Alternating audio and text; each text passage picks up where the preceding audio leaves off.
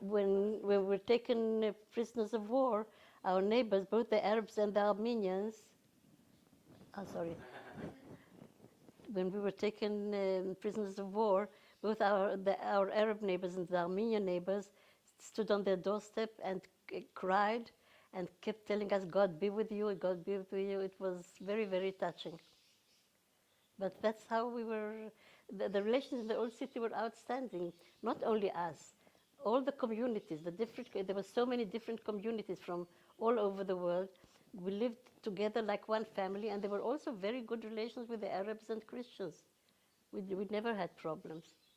I remember I used to, when I did nursing, and afterwards I studied languages, so I used to come home at 11 o'clock at night, and I used to come from the new city all the way to our house, and nobody ever touched me. Not one single time was I molested.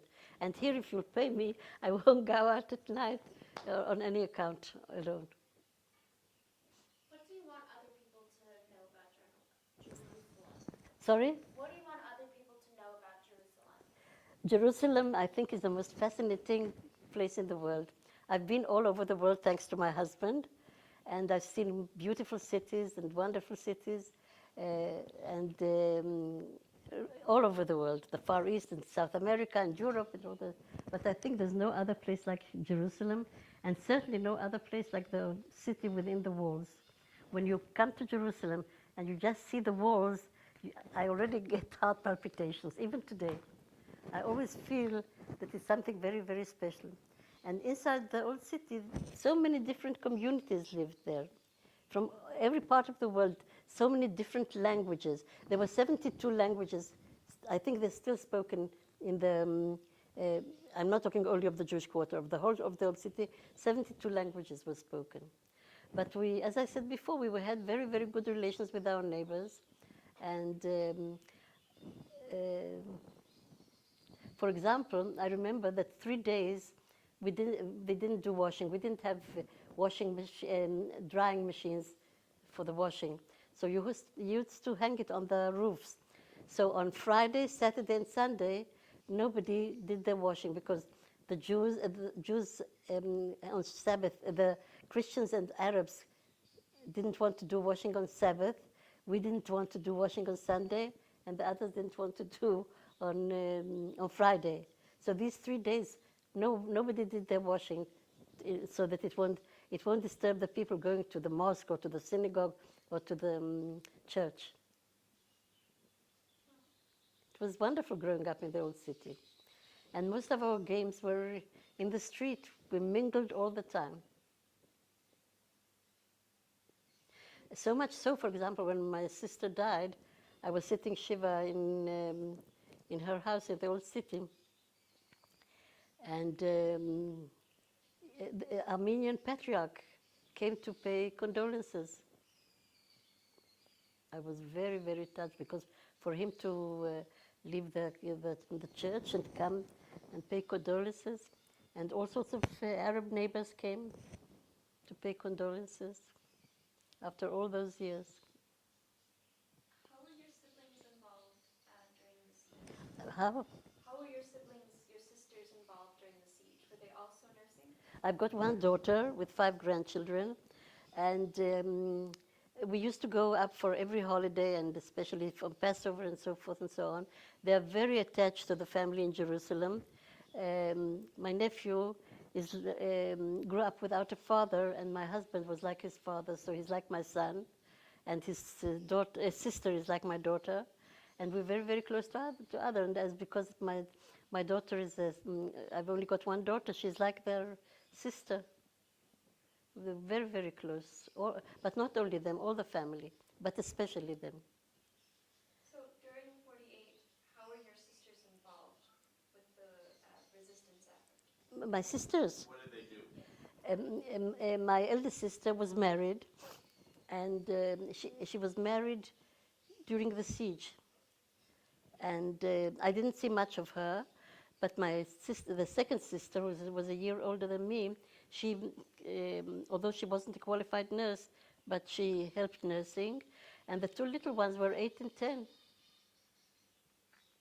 And Did they stay in the old city with you? Yes, they were all in the old city, and my mother got a stroke. So when we had to leave the house on the 17th, she was brought to the hospital, and my two little sisters were with her all the time. And my other sister, who was a year older than me, helped as a nurse. So that was what happened to the family. And then the two little ones with the sister, who was 1 year older than me, we all went to Jordan as prisoners of war. When you see the famous picture of your father leaving the old city, Yes. well, how does that make you feel? It broke his heart.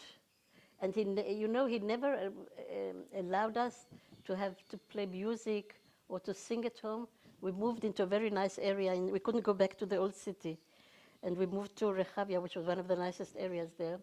But we never played music, and he was always mourning the old city. And when he used to write letters, he used to write in the diaspora of Rehavia. Rehavia was the area where we lived. So he was living in the diaspora. But he didn't manage to go back. He passed away before they went back to the old city. Died in 1964, I think. It broke his heart. He never got over it. Because what he did for the old city, I don't think any mayor did for his city. He set up this clinic that I told you, free of charge for Jews, Arabs, Christians, everybody. Then this kitchen that my mother ran. And we had the only telephone in the old city. Apart from the police, there were 3 telephones: the hospital, the police, and us. So anybody who wanted to use it could use it. And very often there was a curfew laid on the old city. You know, when there was a bomb thrown in the north, the old city was on siege. If it was in the south, the old city was on siege. So some people were caught in the new city, and they wanted to deliver messages to tell the mother, I'm staying in the new city, I can't get back, there's a siege and so forth. There's a curfew, sorry. And we got sick and tired of running and giving messages like this. So sometimes when we told them, oh, it was tired, well, what's this business? My father always said, you're very lucky that you can do it, that you don't have to be separated from your family. So we always were on errands. But we were very close to the whole community. But I must say that the whole community, and there were so many different ones, Sephardi, Ashkenazi, Iranians, Yemenites, Bukharians, all of them, but like one family. And all my friends were from all of them. We used to play on the roofs and in the street all the time. And it's interesting, we studied, all of us, all the 5 children studied in the Evelina de Rothschild School, which was an Anglo-Jewish school, a religious school, but very, very modern. But it was in the new city. So even during bad times, when there were Arab riots and so forth, we used to still go to school every day. And my friends, it's interesting, and all of us are over 80. Whenever we meet, the ones that are left, are still alive, they always mention, even when they write books, of how they used to come to our house and play on the roofs, and that my mother was so hospitable that before they sat down, she already fed them and so forth. And 3 of my friends wrote books about it, and they always mentioned my mother. So were you very religious at one point? Sorry? Were you very religious at one point? I can't hear. Religious, ultra-Orthodox. I'm still Orthodox. I'm still married to an atheist.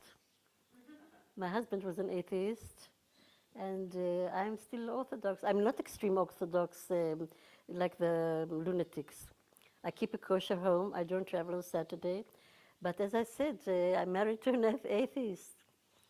And my children also keep a kosher home and so forth, but they travel on Saturday. And I don't mind, let them live their own lives. So